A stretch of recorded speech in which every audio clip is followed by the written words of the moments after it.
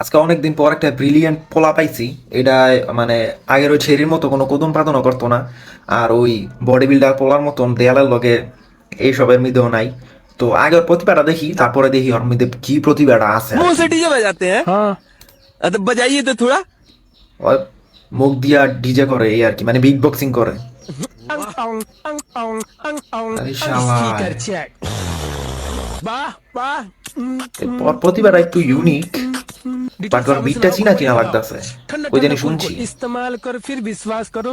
पे হ্যাঁ किया ভাই, বুঝছি। करो। এই আমাকে সাতটি নদীর মধ্যেই ঈদের পর থেকে শুরু করে একদম এক সপ্তাহ টানা করতে জানি পোলাবেন টলার ভাড়া করে আয়।